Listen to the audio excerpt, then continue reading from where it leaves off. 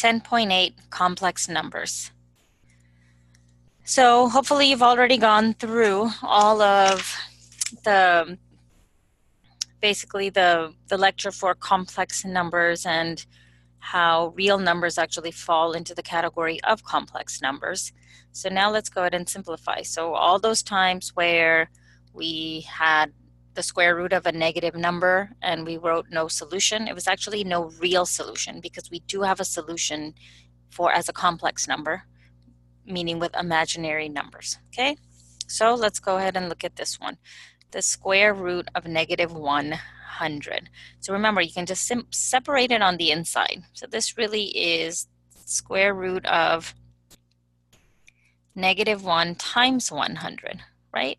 And so we can separate this to the square root of negative 1 times the square root of 100. We know the square root of negative 1 is I, and this is 10, so this would be simply 10I.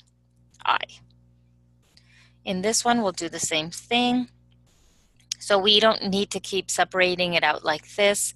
We know that when you're taking the square root of a negative, you're automatically going to pull out an I. Now let's look at 76. Does 76 have any perfect squares? 76 does. Let's go ahead and do the side work here real quick.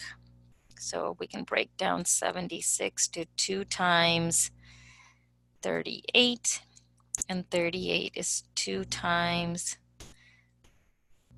19. Okay, so 19 is a prime number, so we can go ahead and pull out a pair of 2's. So that will leave us, this negative stays on the outside, the I and the 2. So negative 2I times the square root of 19.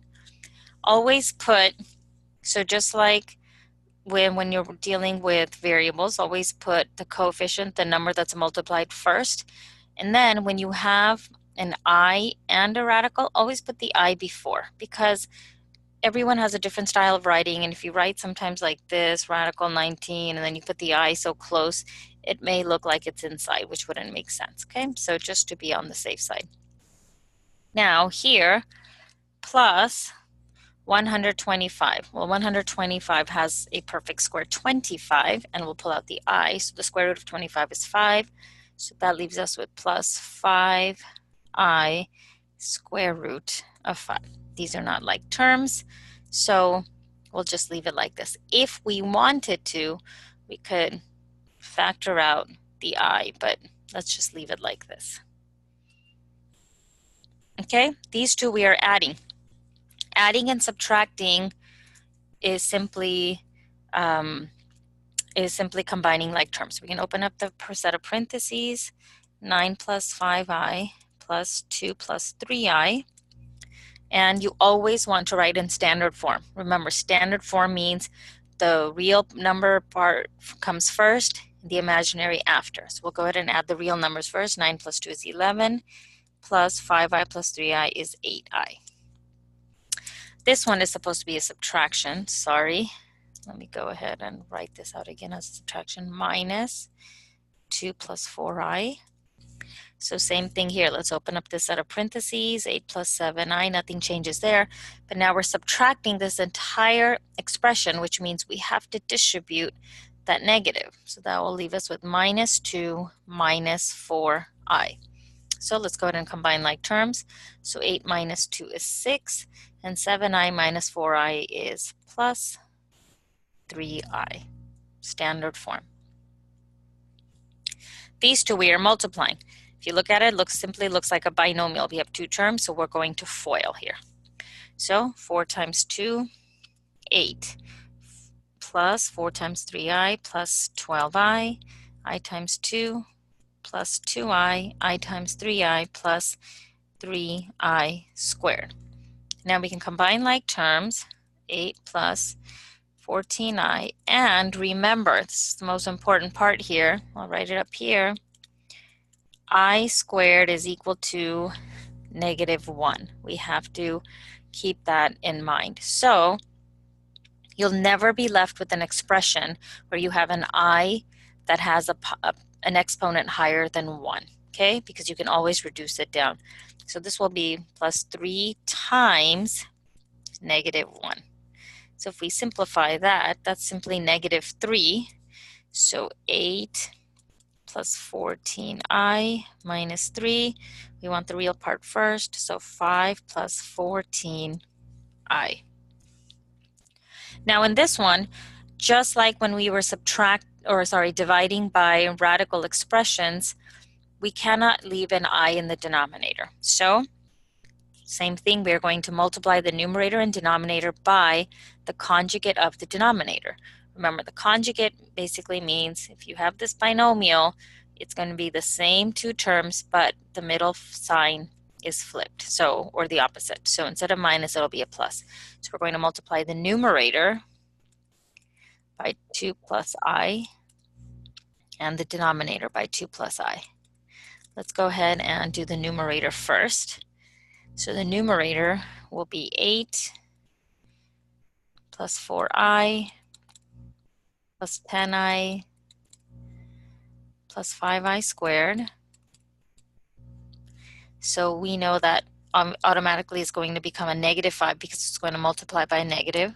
So that leaves us with 8 plus 14i minus 5.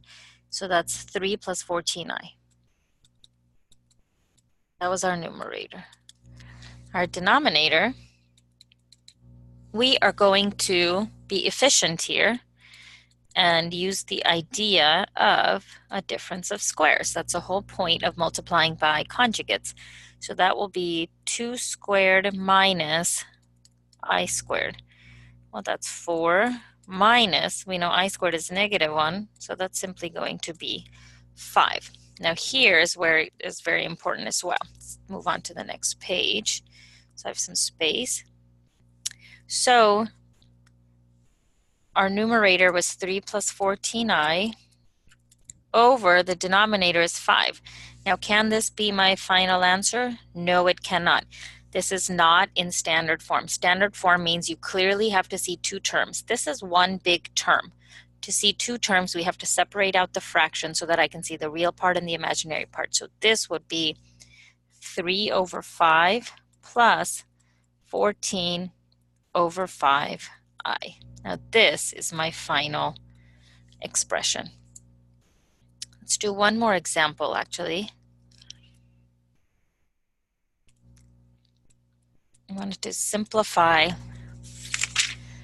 this expression. I to the power of 391.